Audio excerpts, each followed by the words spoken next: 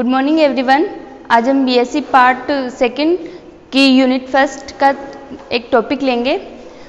Unit first है thermodynamics.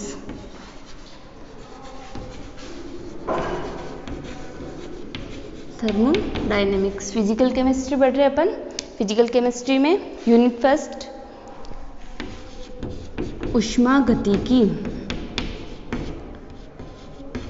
ऊष्मागतिकी science में क्या होता है, जैसा नाम होता है नाम से ही अपन मीनिंग निकाल सकते हैं। जैसे इसके नाम से हम मीनिंग निकालेंगे ऊष्मा प्लस गतिकी।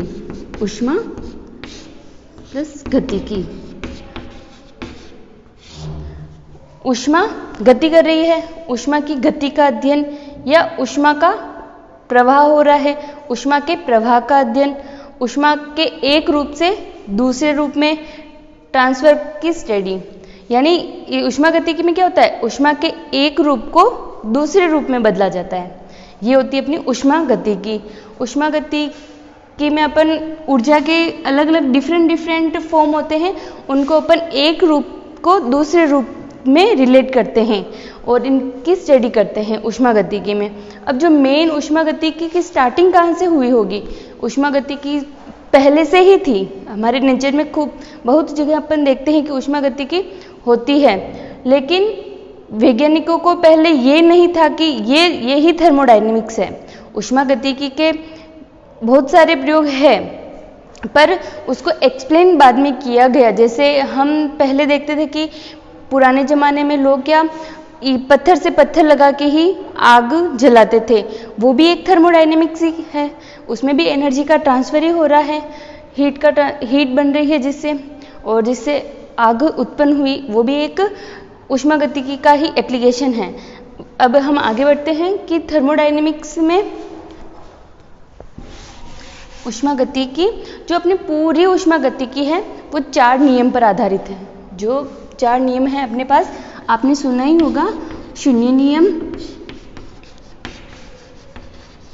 प्रथम नियम, ऊष्मागतिकी लॉ ऑफ थर्मोडायनेमिक्स बोलते हैं इन्हें। शून्य नियम, प्रथम नियम, द्वितीय नियम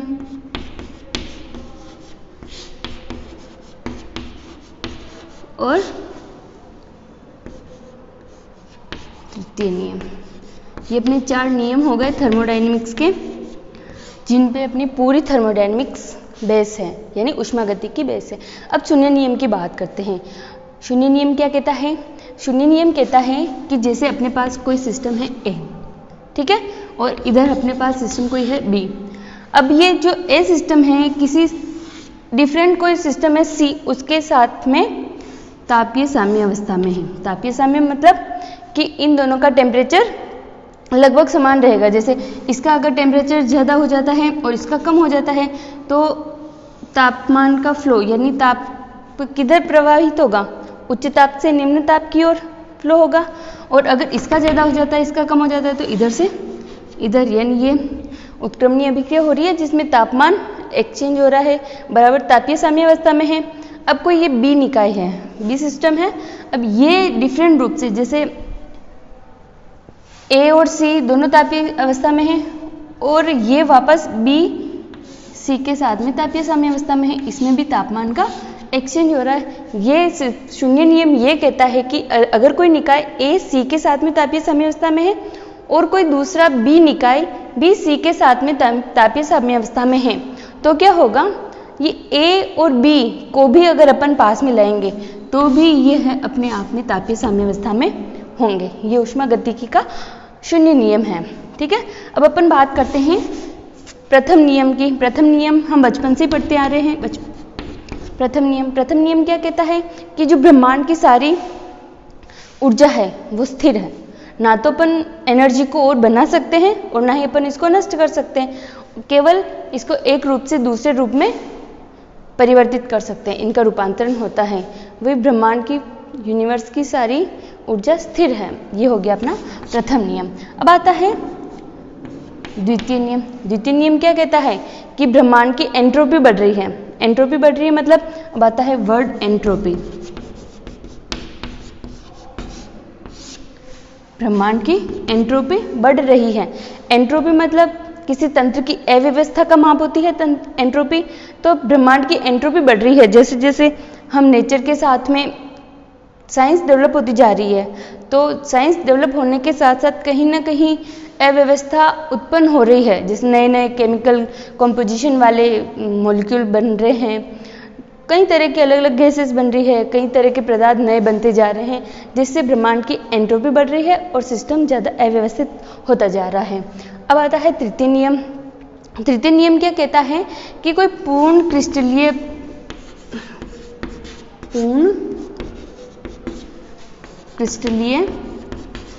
पदार्थ है। अगर अपन कोई पूर्ण क्रिस्टलीय पदार्थ लेते हैं तो परम शून्य ताप पर उसकी एंट्रोपी 0 होती है। एंट्रोपी मतलब आपने देखा अभी अव्यवस्था। तो पूर्ण क्रिस्टलीय पदार्थ में आपको पता है छोटे छोटे क्रिस्टल होते हैं और उनकी एक निश्चित व्यवस्था होती है, इसी कारण वो चमकीला दिखाई देता है। तो पूर्ण क्रिस्टलीय पदार्थ की परम शून्य ताप पर एंट्रोपी जो है 0 होती है, मतलब उसमें प्रत्येक क्रिस्टल परम शून्य ताप पर एकदम सही व्यवस्थित होता है। ठीक है, ये आपके तीनों नियम हो गए थर्मोडायनेमिक्स के, जिस पर पूरी अपनी थर्मोडायनेमिक्स बेस है। अभी अपन ने इसको ऊपरी तौर पे देखा, आगे हम इसके बारे में विस्तार से वर्णन करेंगे। ठीक है, अब आते हैं, अब अपन बात करते हैं थर्मोडायनेमिक्स का यूज, ये कहाँ एप्लीकेशन क्या है इसका, ये हो गया। अब अपन इसका देखते हैं कि थर्मोडायनेमिक्स की लिमिटेशन क्या है, सीमाएं क्या है इसकी, कि कहाँ कहाँ अपन आगे पढ़ेंगे तो अपने को पता होना चाहिए कि कहाँ कहाँ थर्मोडायनेमिक्स नहीं लग रही है, ऊष्मागतिकी नहीं लग रही है। तो अपन ने देखो, एक तो होते हैं जैसे कोई पदार्थ है, ठीक है, इसकी जो प्रॉपर्टी होती है उसमें अपन दो टाइप से देखते हैं कि एक तो होती है माइक्रोस्कोपिक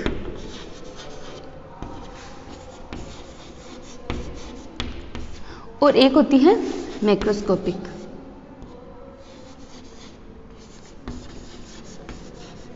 माइक्रोस्कोपिक जैसे नाम से पता चल रहा है कि कोई छोटी प्रॉपर्टी होगी, यानी सूक्ष्म उसके गुणों के बारे में बात करेंगे। मैक्रोस्कोपिक मतलब कोई बड़ा गुणधर्म होगा। तो माइक्रोस्कोपिक जैसे अपन परमाणु ले लेते हैं, परमाणु, अणु, ठीक है, या फिर पदार्थ की संरचना हो गई। और मैक्रोस्कोपिक में अपन क्या ले लेते हैं, ताप हो गया, दाब हो गया, आयतन हो गया। ठीक है, तो ना थर्मोडायनेमिक्स में क्या होता है कि पदार्थ के माइक्रोस्कोपिक प्रॉपर्टी की स्टडी नहीं की जाती। थर्मोडायनेमिक्स के द्वारा पदार्थ के मैक्रोस्कोपिक प्रॉपर्टी की स्टडी की जाती है। जैसे अपन थर्मोडायनेमिक्स के द्वारा ये नहीं बता सकते कि परमाणु की संरचना क्या होगी, पदार्थ की संरचना क्या होगी, कितने परमाणु किसमें भाग लेंगे, ये हम स्टडी नहीं कर सकते। अपन ये स्टडी कर सकते हैं कि उसका टेम्परेचर में कितना डिफरेंस आएगा, दाब कितना बढ़ेगा, उसके आयतन में क्या परिवर्तन होगा, अपन ये स्टडी करते हैं। तो माइक्रोस्कोपिक और मैक्रोस्कोपिक ये इसकी वो हो गई थर्मोडायनेमिक्स की सीमा। अब थर्मोडायनेमिक्स ये भी बताता है कि कोई रिएक्शन होगी या नहीं होगी, ये थर्मोडायनेमिक्स बताता है। लेकिन थर्मोडायनेमिक्स के द्वारा अपन ये नहीं पता लगा सकते कि रिएक्शन कितने टाइम में होगी। जैसे ए से कोई प्रोडक्ट बी बन रहा है, ठीक है, थर्मोडायनेमिक्स बताएगी कि ए से बी बनेगा या नहीं बनेगा। अगर नहीं बनेगा तो भी थर्मोडायनेमिक्स द्वारा पता लगा सकते हैं कि नहीं बनेगा। बन रहा है तो ये ओके बन रहा है, लेकिन ये नहीं बता सकते कि कितने टाइम में बनेगी, कि 1 साल लगेगा, 1 मिनट लगेगा, 5 मिनट लगेंगे, 2 साल लगेंगे, ये हम कंफर्म नहीं कर सकते। ये इसकी सीमा है थर्मोडायनेमिक्स की। ठीक है, अब आगे अपन बात करते हैं। अब मैंने अभी आपको बताया था शून्य नियम में कोई ए सिस्टम है, कोई बी सिस्टम है और कोई सी सिस्टम है। तो मैंने आपको एक वर्ड बोला सिस्टम। सिस्टम क्या होता है? तो अब अपन थर्मोडायनेमिक्स में जितनी भी परिभाषाएं आएगी या टर्म अपन यूज में लेंगे उसके बारे में स्टडी करेंगे। देखो सिस्टम में अपन देखेंगे, इसमें ऊष्मागतिकी की परिभाषाएं में, जैसे मैंने एक ये पात्र ले लिया, इसमें मैंने XYZ कुछ भी भर दिया, पानी भर दिया, ठीक है। अब मैं इस पात्र के अंदर भरे हुए जल का अध्ययन करूंगी, यानी अब मुझे केवल स्टडी किस पे करनी है, ओनली इस पात्र पे। तो ये पात्र मेरे लिए क्या हो गया, तंत्र या सिस्टम, जिसे हम निकाय भी कह देते हैं निकाय। मतलब इसकी डेफिनेशन क्या हो जाएगी, थर्मोडायनेमिक्स में अपन जिस भी निकाय का अध्ययन करते हैं, जिस निकाय का चयन करते हैं अध्ययन करने के लिए, जैसे मैंने इसका चयन किया स्टडी करने के लिए, मैं इसके ऊपर स्टडी करूंगी, तो हम उसको तंत्र, सिस्टम या निकाय कह देते हैं। अब इस तंत्र के अलावा पूरे यूनिवर्स के जितना भी एरिया है, मतलब पूरे ब्रह्मांड का जितना भी एरिया है, हम उसको क्या कहेंगे, उसको हम कहेंगे पारिपार्श्विक। हम उसे पारिपार्श्विक कह देंगे, ठीक है। जिसका हम स्टडी करने के लिए सिलेक्शन करेंगे उसको हम कहेंगे तंत्र या सिस्टम या निकाय। और इसके अलावा पूरा रिमेनिंग यूनिवर्स जो होगा वो होगा पारिपार्श्विक, ठीक है। अब अपन ये देखते हैं कि सिस्टम कहाँ खत्म हो रहा है और पारिपार्श्विक कहाँ से स्टार्ट हो रहा है, यानी पारिपार्श्विक को बोलते हैं सराउंडिंग। सराउंडिंग कहाँ से स्टार्ट हो रही है और सिस्टम कहाँ पे खत्म हो रहा है, तो उसके लिए अपन एक बाउंड्री बनाते हैं। ये बाउंड्री, यहाँ सिस्टम खत्म हो रहा है और यहीं से ये पारिपार्श्विक स्टार्ट हो रहा है। यहाँ ये तो तीन परिभाषाएं हो गई, एक तो हो गया तंत्र या सिस्टम, तीन टर्म है, दूसरा पारिपार्श्विक,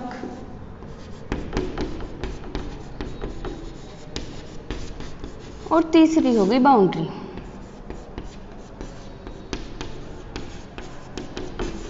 ठीक है, बाउंड्री, तीनों डिफाइन हो गए तीनों, ठीक है। अब देखो ये सिस्टम किस टाइप का है, सिस्टम कितने प्रकार का हो सकता है, मतलब इसमें पारिपार्श्विक और बाउंड्री किस तरह से आपस में सम्मिलित होगी, इसके बेस पे जो सिस्टम है तीन टाइप के होते हैं। सिस्टम इज 3 टाइप, या तंत्र के 3 प्रकार होते हैं। पहला हो गया खुला तंत्र,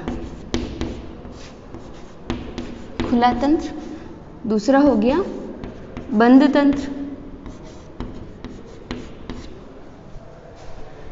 और तीसरा हो गया विलगित तंत्र।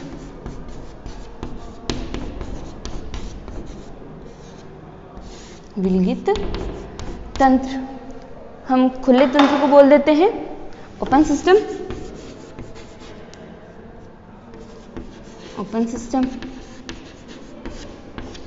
बंद तंत्र को बोलते हैं क्लोज सिस्टम,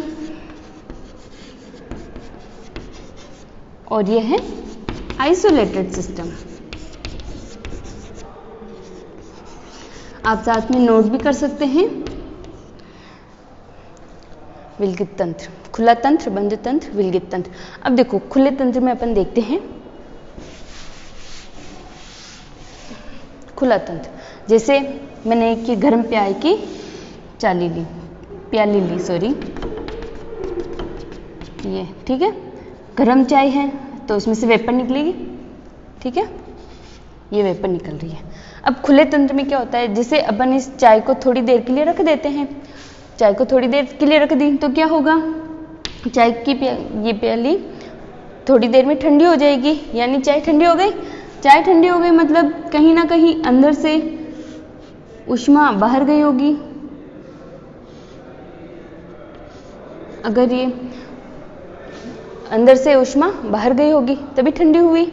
अब देखो ये बाहर जा रही है, ठीक है, और वेपर जा रही है बाहर, मतलब अंदर से पदार्थ भी बाहर जा रहा है, ठीक है, पदार्थ भी बाहर जा रहा है और ये ऊर्जा भी बाहर जा रही है, तभी चाय की प्याली ठंडी हुई। वेपर के रूप में पदार्थ बाहर जा रहा है।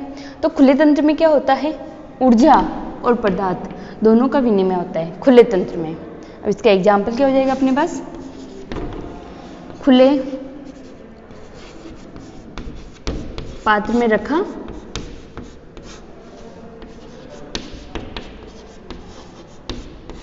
गर्म जल, ये हो जाएगा, ठीक है, खुला तंत्र, जिसमें ऊर्जा और पदार्थ दोनों का एक्सचेंज हो सकता है। अब आता है बंद तंत्र।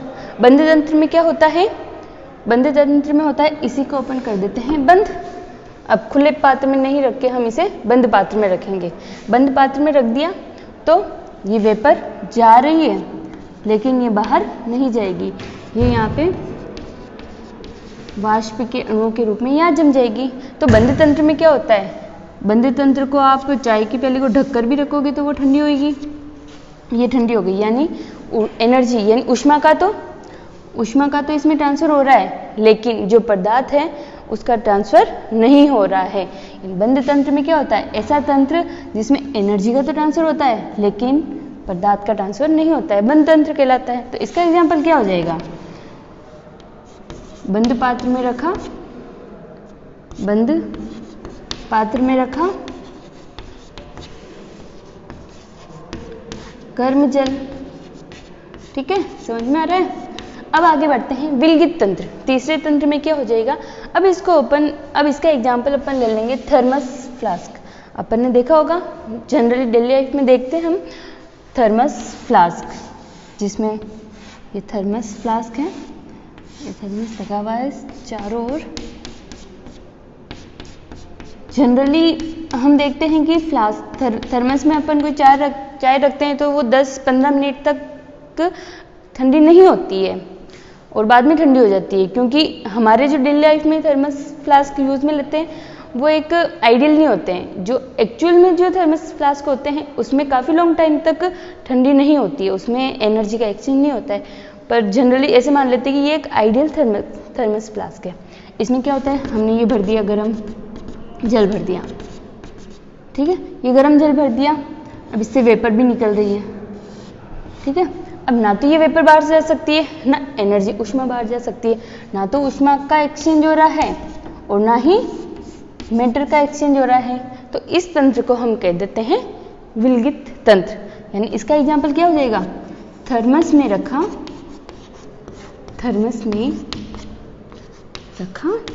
गर्म जल। ठीक है, इसको आप नोट कर सकते हैं, खुला तंत्र, बंद तंत्र और विलगित तंत्र। ये हमारे तंत्र खत्म हुए, तीनों तरह के तंत्र कंप्लीट हो गए।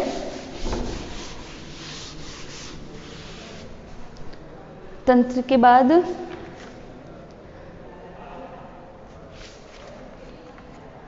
हम कुछ प्रोसेस के बारे में देखेंगे कि ऊष्मागतिकी में कुछ प्रक्रम होते हैं। तो ऊष्मागतिकी में वो प्रक्रम कौन कौन से होते हैं तो उसके बारे में हम देखेंगे। प्रक्रम हैं जैसे कुछ प्रोसेस होते, जैसे समतापी प्रक्रम अपन कह लेते हैं, समतापी प्रक्रम प्रोसेस है जो हमारे आगे काम में आएंगे कि कोई कार्य किया जा रहा है तो वो समतापी प्रक्रम है, तो इसकी क्या कंडीशन होगी इसके बारे में अपन देखेंगे। समतापी प्रक्रम में क्या होता है, जैसे नाम से अर्थ निकालते हैं, सम यानी समान, ताप यानी ताप, वह प्रक्रम जिसमें ताप समान रहता है। अब ताप समान रहता है मतलब कुछ न कुछ एनर्जी का भी एक्सचेंज होता होगा, तभी इसमें ताप समान रहता है। अब जैसे मैंने आपको एक बताई रिएक्शन कि एक पात्र है जिसमें ये हमारे पास पानी जल है, H2O है, ठीक है, H2O।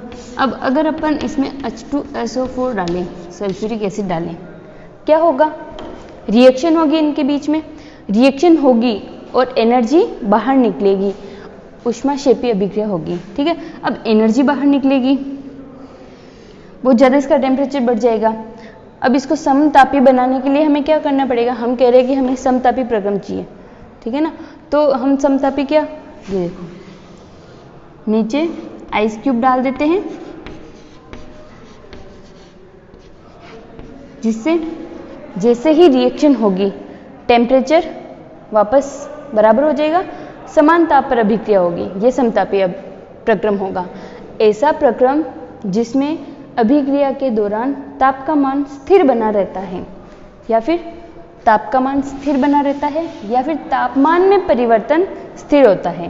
तापमान में परिवर्तन, जैसे इनिशियल टेम्परेचर T1 था, जैसे T अपन मान लेते 40 डिग्री सेल्सियस था, ठीक है, T1 स्टेज पे, जैसे T2 स्टेज पे आए अपन और तभी भी इसका टेम्परेचर 40 डिग्री सेल्सियस ही होना चाहिए, यानी तापमान स्थिर है, एक समान ताप पर अभिक्रिया हो रही है, तो इसे हम कह देते हैं समतापी प्रक्रम। समतापी प्रक्रम के बाद अपना दूसरा आता है समदाबी प्रक्रम। समदाबी प्रक्रम। समदाबी प्रक्रम में क्या होता है? नाम से समान दाब, ऐसा प्रक्रम जिसमें दाब का मान समान रहता है उसे हम समदाबी प्रक्रम कह देते हैं। ठीक है, अब दाब का मान समान कैसे? जैसे ये हमारे पास एक पिस्टन है, ये हमारा पिस्टन लगा हुआ है। ठीक है, ये यहाँ पे गैस के मॉलिक्यूल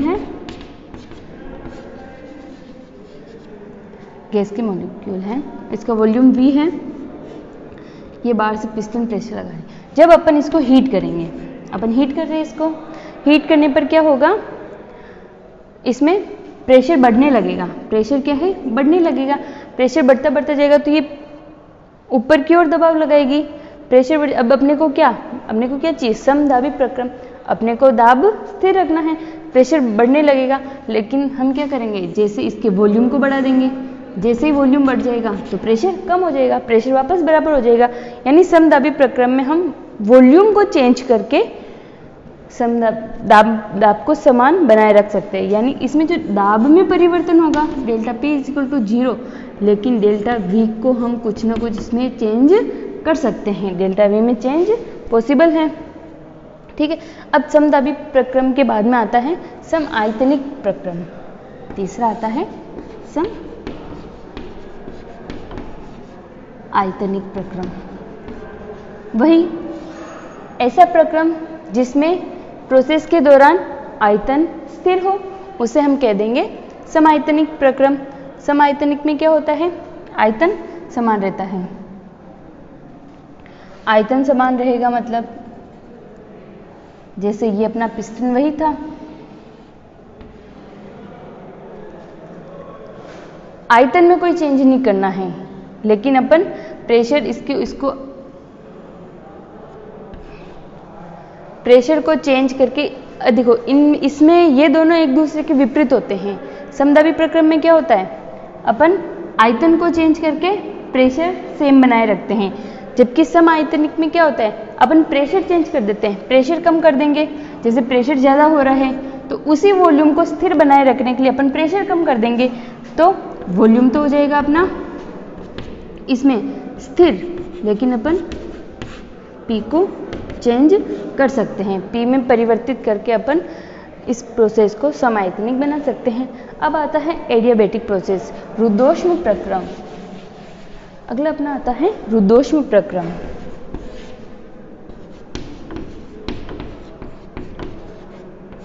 रुद्धोष्म प्रक्रम, अब देखो इसको एडियाबैटिक प्रोसेस बोलते हैं, इसको आइसोथर्मल, आइसोबारिक, आइसोकोरिक, और इसको एडियाबैटिक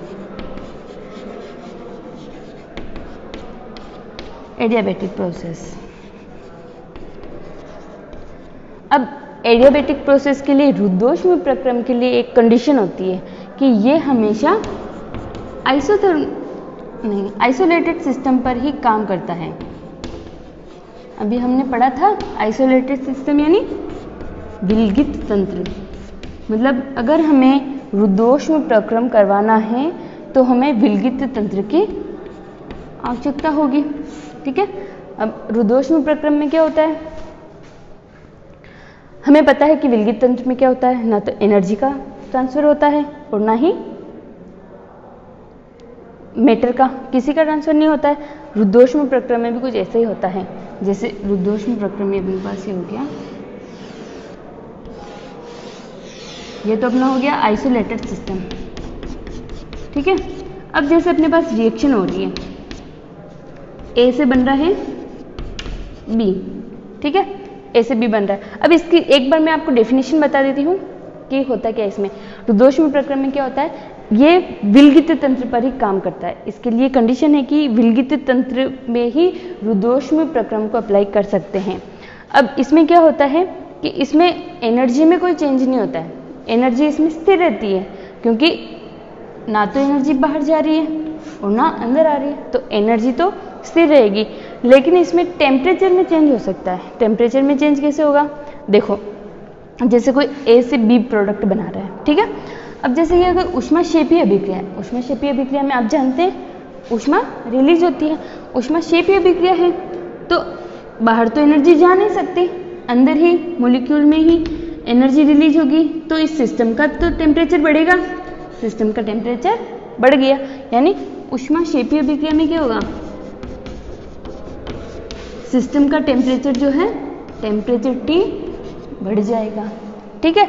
और अगर अपन ये देखें कि अभिक्रिया ऊष्मा शोषी हो रही है, यानी बाहर से तो ऊष्मा ले नहीं सकते, बाहर से नहीं ले सकते ना, तो सिस्टम में से ही एनर्जी को लिया जाएगा, जिसे सिस्टम का टेम्परेचर, हाँ, इसको एनर्जी को लिया जाएगा, जिसे इसका तो टेम्परेचर कम हो जाएगा, यानी ऊष्मा शोषी में T जो है कम हो जाएगा, ठीक है। ऊष्माक्षेपी में बाहर निकली जाएगी, टेम्परेचर बढ़ जाएगा, ऊष्माशोषी में गेन की जाएगी, इसलिए टेम्परेचर कम हो जाएगा।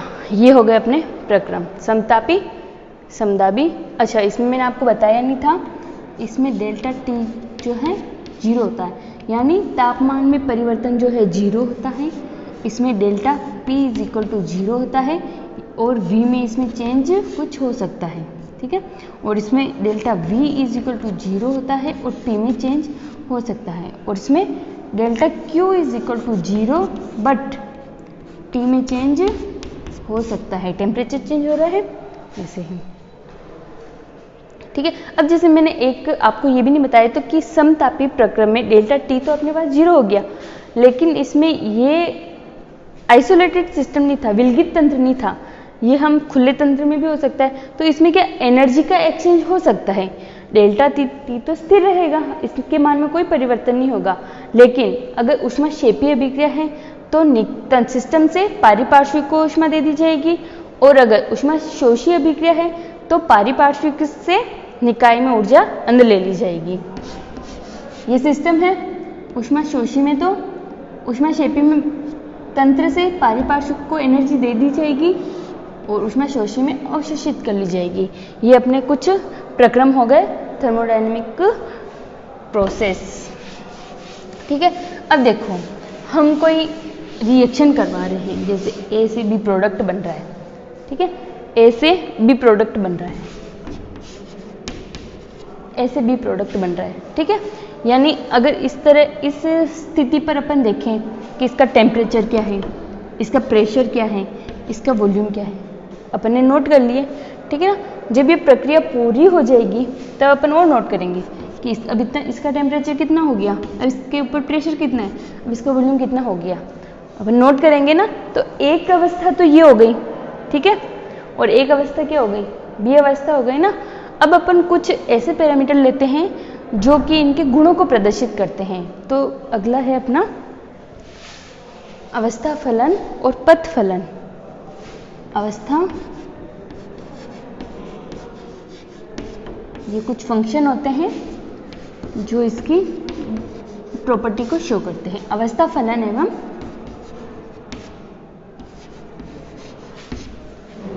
पथ फलन, इंग्लिश में हम इसको बोलेंगे state function, state function and path function.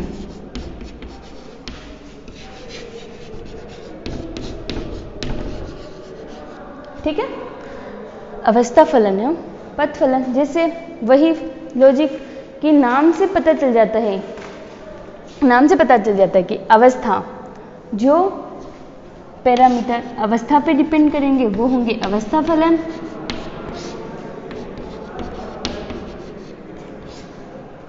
और जो पैरामीटर उसके पाथ पर डिपेंड करेंगे वो होंगे पथ फलन। ठीक है, अवस्था फलन और पथ फलन। अब देखो, अपन ने कोई रिएक्शन करवाई, ए से बी प्रोडक्ट बन रहा है, ए से बी प्रोडक्ट बन रहा है, हमने इस शुरू में क्रिया कारक ले लिया, हमने इस क्रिया कारक का टेम्परेचर है T1, वॉल्यूम है इसका V1, प्रेशर है इसका P1। जैसे ही टाइम निकलेगा प्रोडक्ट बनाएगा, ये अपने बन गया उत्पाद, प्रोडक्ट बन गया। प्रोडक्ट में क्या होगा, टेम्परेचर चेंज हो जाएगा T2, वॉल्यूम हो जाएगा V2 और प्रेशर हो जाएगा P2, चेंज हो गया। अब अवस्था फलन ऐसे होते हैं कि अपनी प्रारंभिक अवस्था क्या थी क्रिया कारक की, और बी प्रोडक्ट की अवस्था क्या थी उसके ऊपर डिपेंड करेगा। T1 उसका प्रारंभिक टेम्परेचर है, V1 उसका प्रारंभिक आयतन और P1 उसका प्रारंभिक आयतन है, और T2 उसका अंतिम या final temperature, final volume, final pressure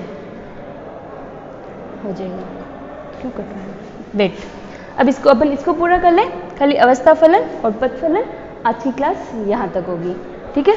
अवस्था फलन और पथ फलन में क्या होता है कि ये अवस्था पर निर्भर करेंगे, ठीक है ना। अब जैसे A से B प्रोडक्ट बन रहा है, अपने पास A से B प्रोडक्ट बन रहा है, मैं इसे ये भले ये रिएक्शन भले प्रोडक्ट नहीं, हमें ऐसे मान लो कि A से हमें B जगह पे जाना है, A से B जगह पे जाना है, ठीक है। तो हम क्या देखते हैं, या फिर तो हम इस स्ट्रेट रास्ते से जाएं, या फिर इस वाले रास्ते से जाएं, या फिर इस वाले रास्ते पे जाएं, ठीक है ना। अपने पास 3 रास्ते हो गए, या फिर इसको थोड़ा छोटा कर देते हैं ये, ठीक है ना। अब देखो एक जगह से दूसरी जगह पे जाना तो मतलब कुछ जैसे ये अपने को इतना चल के जाना पड़ेगा, इसमें वर्क ज़्यादा करना पड़ेगा, इसमें कम करना पड़ेगा, और इसमें बिल्कुल कम करना पड़ेगा। तो कोई भी सिस्टम क्या करना चाहेगा, या फिर कोई भी पर्सन क्या काम करना चाहेगा जिसमें कम कार्य करना पड़े और डायरेक्ट अपने लक्ष्य तक पहुंच सके।